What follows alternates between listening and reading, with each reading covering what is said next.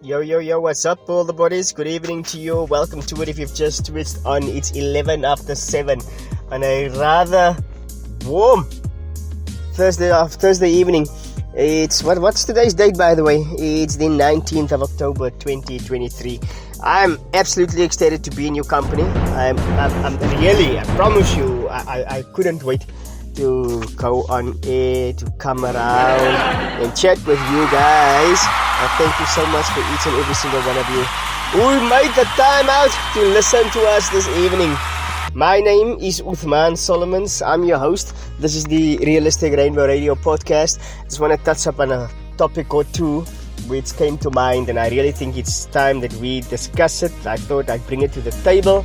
It's topics that's really it's bogging my mind. And without any further ado, I'll get straight into it.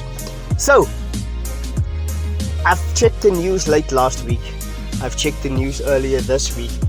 And the one thing that stands out to me, that stood out, was the fact that so many retail CEOs are selling their shares.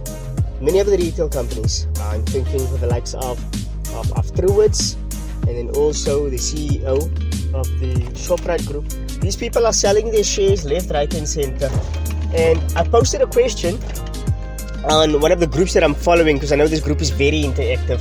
The members of that group always react, but apart from just reacting, they also almost always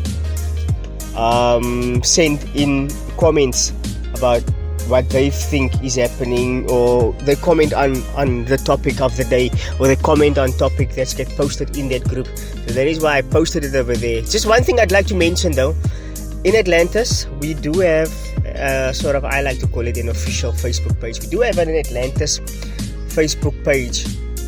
Now I've tried to post on this page from the radio station's perspective, because I do think that if one posts over there, you could also in turn gain, how can I say, expose or gain new followers to your page. But the Atlantis Facebook page does not allow groups to post, and I find it strange at first. But then I see other groups settings are set so that pages can actually post. So I do think, I actually know that from of the other groups that I've created, that I administer myself, which I'm the administrator of groups, or other pages are allowed to post in the group. So my question is, why would the Atlantis News and Info page, the Atlantis News and Info Facebook page, not allow pages to post in the group? If one has a small business, a side hustle, if you're an entrepreneur, and you are able to post from your page into the group, surely the fact that more people can see your page will in turn, well, hopefully the idea is, and that's my thoughts, would gain more traffic to your page. More people would then go like and follow your page, and in turn just gain more visitors to your page. And I personally think that if any group is for the community, one thing they should at least do is allow that communities, entrepreneurs or small business owners who has Facebook pages, allow them to be able to post in that group from their respective pages. Okay, that's my rant on that one.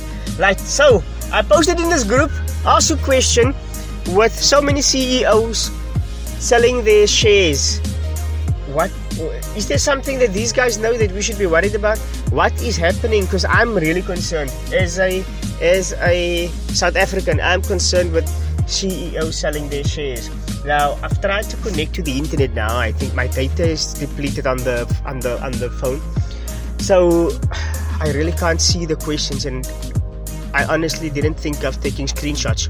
When I saw them, maybe I should have taken those screenshots. So some of the comments that I read on this particular group's page, and on this particular group where I posted, was that the selling of shares has been coming on for long. And there was one commenter who said it's really not a problem, it shouldn't be a problem, nobody should be too concerned. Well, those are some of the comments. The major feel and some of the other comments that I saw is that people are suspecting a whole economic meltdown. As we all know, we're on the eve of the 2024 national elections, and a lot of people are scared of who might get voted into power.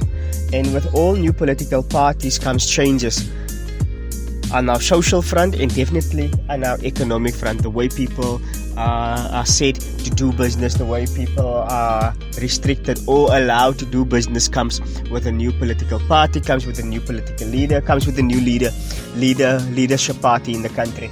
So people feel that one of the reasons why CEOs might be selling their shares now is just to play it safe, that should a new party, for example the EFF, because this is an example that was made, should the EFF come into power and they came with their political ideologies, that people don't want to sit in a situation where the market values crumble so much that their shares means nothing, and that they might end up losing out on an opportunity to actually sell the shares now.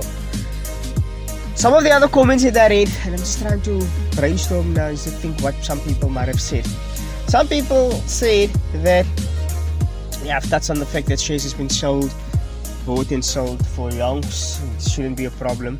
Others felt that the new political landscape that we might enter ourselves into, or might find ourselves in after 2024, might have a huge impact on the fact, might be a driving factor on the fact that CEOs in particular are selling their shares now. Others came out and spoke about the fact that we should really be worried. The country is definitely heading in the way of Zimbabwe. Others said that if you've got shares and if you're thinking long term, you should really be of the mindset of getting rid of those shares now and get something out of it while it's still worth something. Some of the news articles that I read said that the CEO of Shoprite, who sold his shares, Mr. Visa, I think he sold it to close to 900 million. Read the comment that I saw, or the article read, that he's just doing housekeeping ahead of his retirement, and that is why he's selling those shares. Others in that group mentioned that people are selling them now and might, if the economic state in our country sort of stabilizes, might just buy them back. I don't know. I want to know what your take is on it. How do you feel about what's happening economically in our country? Does the thought or does the news of CEOs selling their shares scare you as much as it scares me?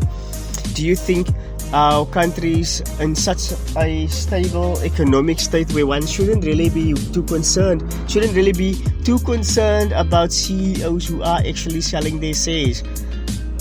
I don't know. I would like our economists to jump into the comment section. Let me know how you feel. Let me know what you think. What are your thoughts? Because personally, I'm worried, and I would like you guys to come and calm my nerves. That's what I wanted to chat to you guys about this evening. Other thing I want to touch on is the Springboks. The Springboks has done us proud this past weekend in the quarter-final match against host nation France of the 2023 Rugby World Cup. Guys, it was a nerve-wracking game. I'll just sit here and tell you about my thoughts on the game. I watched from the kickoff right until the final whistle. I've never seen such an intense rugby game, or never watched such an intense rugby game in my entire life, and I really think this game is going to go down as one for the record books. The charge down by, what's the guy's name? Cheslin Colby, and the penalty conversion, which saved us, which cost France 2 points, and we only won by 1 point, tells you a lot. Eben Etzebeth's interception of the ball, Eben Etzebeth's try. Oh, the game had so much phenomenal moments. The fact that Willemse called for a scrum in our own 22, knowing fully well that our guys would dominate the scrums. Guys, I'm impressed. I just want to wish the Springboks good luck to the semi-final game against England, It's going to be a replay of the 2019 final, England versus the Springboks. Everybody says England is hard to beat because they haven't lost a single game yet, but we'll have to wait and see. But from my side, thank you for joining us. Thank you for always listening. I'll post this one up later when I get home. Adios amigos. Hasta la vista. Peace.